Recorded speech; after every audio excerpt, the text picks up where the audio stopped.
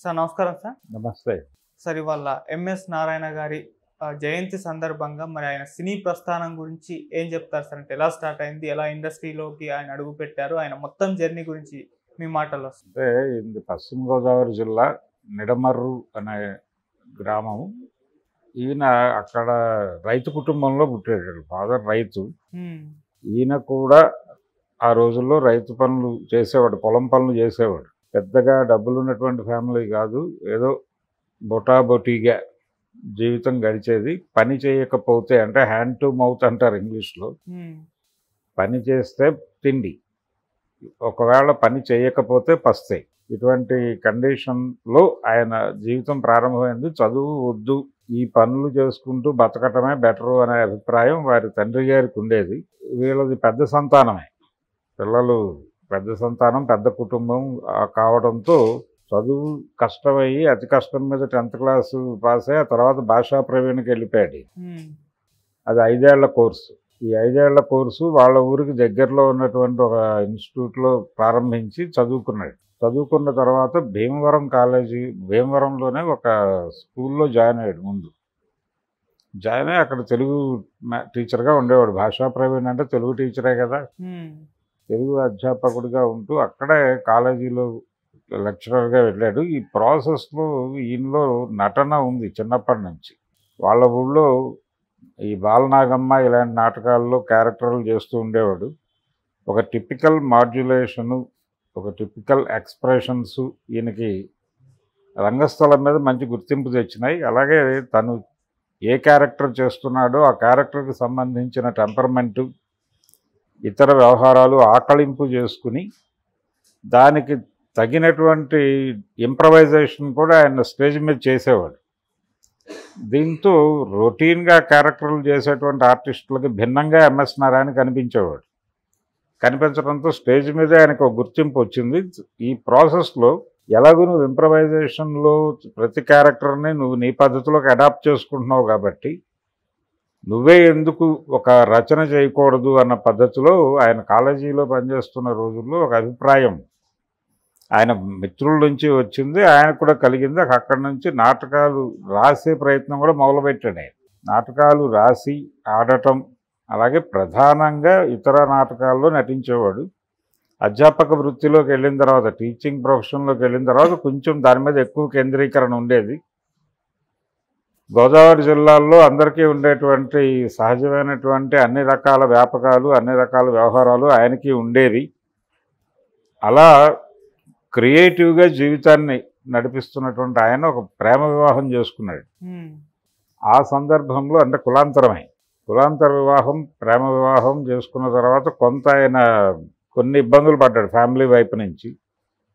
ఫైనల్గా ఆయన కాళ్ళ మీద ఆయన నిలబడిన వ్యక్తి కాబట్టి పెద్దగా కేర్ చేయలేదు. ఆయనకి 2 పిల్లలు, ఒక ఆడపిల్ల, ఒక మగపిల్లాడు. మగపిల్లాడితో సినిమా తీసాడు ఆయన, కొడుకు అనే పేరుతో.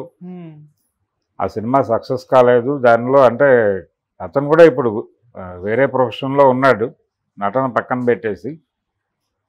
వాళ్ళ అమ్మాయి టీవీ రంగంలోనే ఉంది, ప్రొడ్యూసర్గా ఉంది, టీవీ ప్రొడ్యూసర్గా ఉంది, క్రియేటివ్ హెడ్గా 2-3 యూట్యూబ్ ఛానల్స్లో పనిచేసింది ఆవిడ మన ఏరియాలోనే ఉంది, ఇక్కడే ఆవిడ చూస్తుంది. అలాగే సినిమా ప్రయత్నాల్లో కూడా ఉంది ఆవిడ. సినిమాల్లో టెక్నికల్గా రాణించాలి అనేది, డైరెక్టర్ అవ్వాలనేది ఒక ఆలోచన. అయితే ఎంఎస్ నారాయణ గారికి కూడా ఈ డైరెక్షన్ తాలూకా ఇది ఉండేది. భజంత్రీలు, కొడుకు, ఈ సినిమాలు ఆయనే డైరెక్ట్ చేసుకున్నాడు.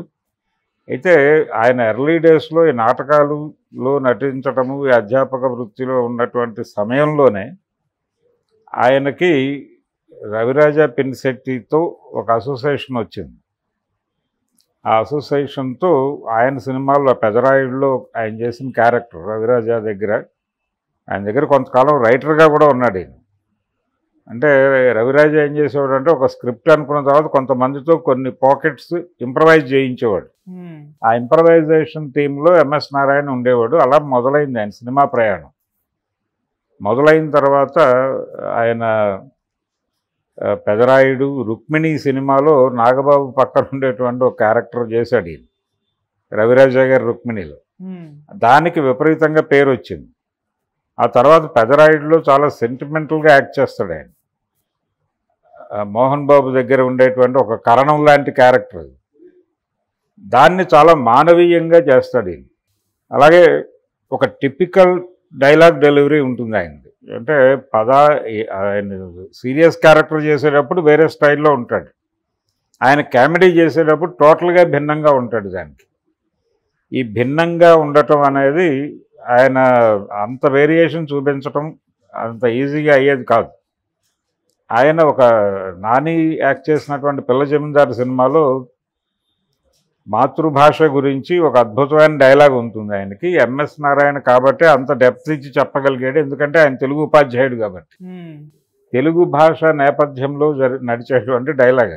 అలాగే జనరేషన్స్ ఎలా డిస్ట్రాయ్ అవుతున్నాయి లిబరలైజేషన్ తర్వాత, కొత్త కొత్త అలవాట్లలోకి యూత్ వెళ్ళిపోయి ఎలా పాడైపోతుంది, సాంప్రదాయాన్ని వదిలేయటం ద్వారా ఏం జరగబోతోంది అనేది కొంతమేరకు ఆ డైలాగ్లో ఉన్న సెన్స్, దాన్ని పూర్తిగా అడాప్ట్ చేసుకుని ఈ జనరేషన్తో మాట్లాడుతున్నట్టు మాట్లాడతాడు. కానీ ఆయన ఆ క్యారెక్టర్లతో మాట్లాడుతున్నట్టుగా ఉండదు ఆయన హావభావాలు ఆ సన్నివేశంలో. పిల్ల జమీందారులో ఆ తెలుగు మాస్టర్గా ఆయన చేసిన క్యారెక్టర్లో ఇది ఆడియన్స్కి ఆయనలో నచ్చిన గుణం. ఆయనతో కనెక్ట్ అవ్వడానికి కారణం ఇది. ఆయన పెదరాయుడులో చేసిన పాత్రకి, రుక్మిణిలో చేసినటువంటి పాత్రకి అదే డైరెక్టర్ దగ్గర దీనికి దానికి ఏమాత్రము పొంతన ఉండదు. అది వేరే లెవెల్లో ఉంటుంది, ఇది వేరే లెవెల్లో ఉంటుంది. జనరల్గా ఎంఎస్ నారాయణ అనగానే జనాల బుర్రలో మెరుపుల్లా మెరిసే సినిమా క్యారెక్టర్లు కొన్ని ఉన్నాయి. వాటిలో ఎక్కువ శాతం తాగుబోతు పాత్రలే. తాగుబోతు పాత్రలో ఒక ప్రత్యేకమైన మాడ్యులేషన్తో మాట్లాడేవాడు ఆయన. అలాగే రైటర్ రాసినటువంటి డైలాగులు ఆయన పాజులు ఇచ్చుకునే పద్ధతి ఒకటి ఉండేది, ఒక స్టైల్. మిగిలిన వాళ్ళు పాజులు ఇచ్చేటువంటి స్టైల్కి, ఎంఎస్ నారాయణ పాజులు ఇచ్చే స్టైల్కి భిన్నంగా ఉండేది. ఒక విచిత్రమైన డెవలప్మెంట్ చేసేవాడు ఆయన. డైలాగుని పూర్తిగా ఆకలింపు చేసుకున్న తర్వాత ఆయన ఎక్స్ప్రెషన్తో సెట్లోకి వెళ్ళి డైలాగ్ చెప్పేటప్పుడు ఇదే జిస్ట్ వచ్చేది కాదు, అక్కడ రకరకాల కొత్త పదాలు వచ్చి చేరేవి. అంటే ఈయన ఎక్సర్సైజ్ చేసేవాడు ఈ డైలాగుని ఎఫెక్టివ్గా ఆడియన్స్కి కనెక్ట్ చేసుకోవాలంటే మనం ఏం చెయ్యాలి, ఏం వెయ్యాలి దానిలో అనేది ఒక దృష్టి ఉండేది ఆయనకి, ఒక దృక్పథం ఉండేది. ఆ దృక్పథం ఉన్నటువంటి నటులు చాలా తక్కువ మంది ఉంటారు ఇండస్ట్రీలో. ఈయనకి రైటింగ్ సంబంధించినటువంటి నేపథ్యం ఉండటం అనేది ఇక్కడ అడ్వాంటేజ్ అయింది. రెండోది చాలా ఓపెన్గా నేకెడ్గా ఆయన జీవితాన్ని చూశాడు. నగ్నంగా జీవిత దర్శనం చిన్నప్పుడే అయిందని. దాంతోపాటు రకరకాల ప్రవృత్తులు ఉన్నటువంటి వ్యక్తులతో ఆయన ప్రయాణం ఉంది, విస్తృత ప్రయాణం. ఆయన కాలేజీ డేస్లో కావచ్చు, తర్వాత ఆయన ఉపాధ్యాయ వృత్తిలోకి వెళ్ళి హై స్కూల్లో పనిచేసేటప్పుడు, అలాగే కాలేజీలో భీమవరం కాలేజీలో పనిచేసేటప్పుడు ఆయనకి విపరీతంగా ఫ్రెండ్స్ ఉండేవాళ్ళు. ఈ ఫ్రెండ్స్తో ట్రావెల్లో జీవితం తాలూకా రకరకాల కోణాలు ఆయనకు అర్థమయ్యేవి. ఇవన్నీ కూడా నటుడిగా ఆయనకి హెల్ప్ చేసినాయి, రచయితగా ఎంఎస్ నారాయణకి హెల్ప్ చేసినాయి. ఆయన రవిరాజా దగ్గర మాత్రమే కాదు, ఈవీవి దగ్గర కూడా రైటింగ్ డిపార్ట్మెంట్లో ఆయన పాల్గొనేవాడు. ఆయన రాసేవాడు.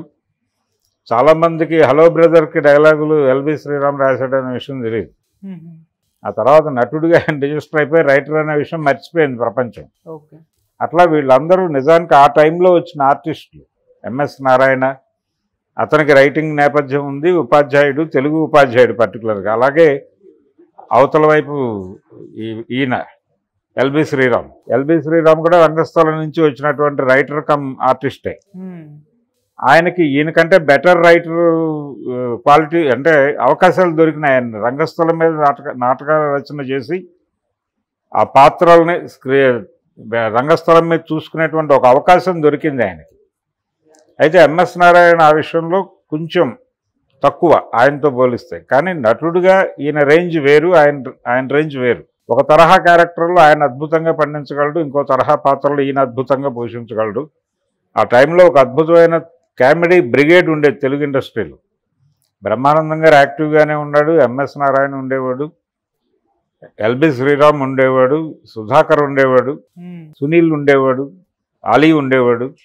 ఇలా ఒక బెటాలియన్ ఉండేది, ఒక బ్రిగేడ్ ఉండేది, కామెడీ బ్రిగేడ్. అందుకని ప్రతి సినిమాలోనూ హాస్య సన్నివేశాలకు చాలా ఎక్కువ ప్రాధాన్యత ఉండేది. వీళ్ళందరినీ ఆడియన్స్ కోరుకునేవాడు సినిమాలో ఉండాలని.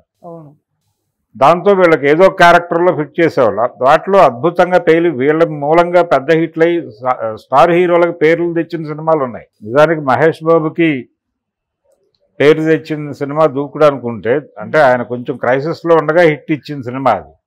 ఆ సినిమాలో ఎంఎస్ నారాయణ క్యారెక్టరైజేషను, ఆయన పెర్ఫార్మెన్సు చాలా అద్భుతంగా వర్కౌట్ అయింది. అది ఆ సినిమా సక్సెస్లో భుజం కాశాడు ఆయన. కళ్ళ కింద క్యారీ బ్యాగులు, ఈ గోలంతా. అంటే ఆడియన్స్ ఏం మాట్లాడుతున్నారో, వాళ్ళ భాష ఏమిటి, వాళ్ళ భావాలు ఏమిటి, ఏ స్థాయిలో వాళ్ళ భావాలు ఉంటాయి అనేది పూర్తిగా ఆకలింపు చేసుకుని తన నటనలోకి దాన్ని, తన క్యారెక్టర్ని అర్థం చేసుకోవటంలోకి దాన్ని పట్టుకొచ్చేవాడు. పట్టుకురావటం వల్ల ఏం జరిగేదంటే కొత్తగా ఉండేది ఈయన ప్రజెంటేషన్. ఈయనకి కొంత రైటింగ్ స్కిల్ కూడా ఉంది కాబట్టి అవతల వాళ్ళు పాత్ర చెప్పగానే ఈయనకి ఆ నేపథ్యము గొడవ అంతా అర్థమైపోయి సలహాలు కూడా చెప్పేవాడు. దీన్ని ఇక్కడ తీస్తే బాగుంటుంది, దీన్ని ఇక్కడ తీస్తే బాగుంటుంది అన్న పద్ధతిలో.